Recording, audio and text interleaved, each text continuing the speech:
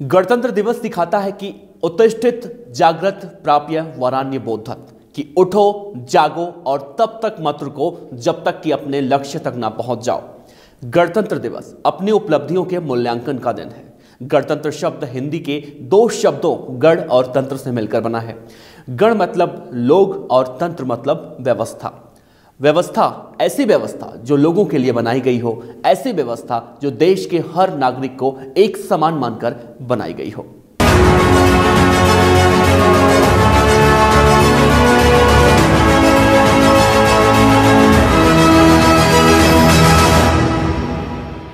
यह सिलसिला क्या यूं ही चलता रहेगा? सियासत अपनी चालों से कब तक किसानों को छलता रहेगा? एक बार आकर देख कैसा हृदय विदारक मंजर है। पसलियों से लग गई है आंतें, खेत अभी भी बंजर है।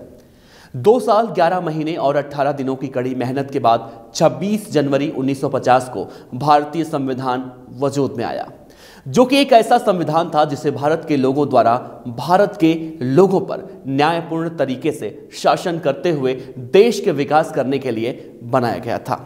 यही वजह थी कि संविधान के सहारे ही भारत कृषि के क्षेत्र में दिन दोगुनी रात चौगुनी तरक्की कर रहा है। यह रिपोर्ट देखिए। भारतीय संविधान ने जहां देश को चलाने के नियम दिए, तो वहीं देश में कृषि के विकास के लिए भी संविधान में एक खास जगह दी गई। भारतीय संविधान के भाग 4 में राज्य की नीति के निर्देशक तत्व दिए गए हैं, जिनमें कृषि को आधुनिक बनाने के लिए वैज्ञानिक रिसर्च देने के लिए राज्य को निर्देश दिए गए हैं।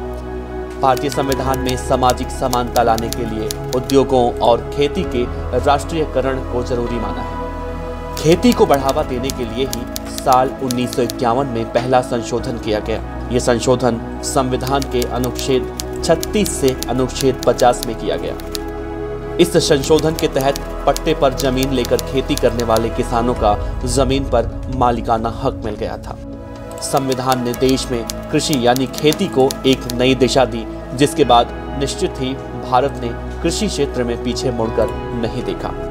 अगर हम किसी भी क्षेत्र में आगे बढ़ रहे हैं तो इसका श्रेय हमारे किसानों और कृषि वैज्ञानिकों को जाता है। कृषि के क्षेत्र में आज भारत न केवल 130 करोड़ लोगों का पेट भर रहा है, बल्कि विदेशों में भी विभिन्न अनाजों की आपूर्ति भी कर रहा है।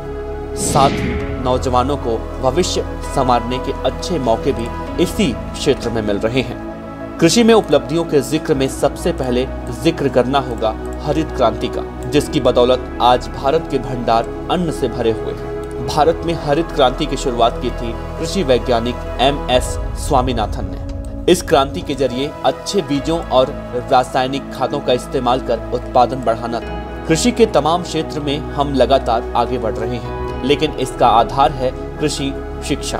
पहले कृषि केवल पूर्वजों से मिले ज्ञान के आधार पर की जाती थी। उसी ज्ञान को नई पीढ़ी आगे बढ़ा रही है। पूर्वजों से मिला ज्ञान एक परिवार या समाज के कुछ लोगों के पेट भरने लायक तो पैदावार देता था, लेकिन आबादी बढ़ने के साथ अनाज उत्पादन में वो ज्ञान कम पड़ने लगा। फिर कृषि में शिक्षा का संचार हुआ और देखते ही देखते भारत कृषि मामलों में अग्रज की भूमिका निभाने लगा। आज के मशीनीकरण के युग में कृषि मशीनों की बात ना हो तो सारी बातें बेमानी हो जाएंगी। जहां पहले बैलों से खेत जोत कर किसान खून पसीना बहाकर अपने परिवार के पेट भरने लायक ही अनाज पैदा कर पाता था, वहीं आज किसान उतनी ही जमीन में मशीनों का इस्तेमाल कर पूरे साल खेत से पैदावार कर लेता है। मशीनों में सबसे आगे आता है ट्रैक्टर।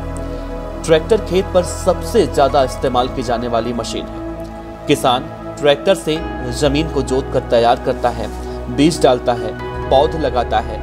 फसल लगाना, फसल काटना, सिंचाई करना, थ्रेशिंग करना, पशुओं के लिए चारा काटना, ये सब कुछ किसान कर रहा है। इन सब के बाद जब फसल कटकर तैयार हो जाती है तो उसे मंडी भी ट्रैक्टर के जरिए ही पहुंचाया जाता है। हमारे यहाँ ऐसे भी किसान हैं जिनकी वैज्ञानिक सोच के चलते बड़े बड़े कृषि वैज्ञानिकों को उनकी बात मानने पर मजबूर होना पड़ा।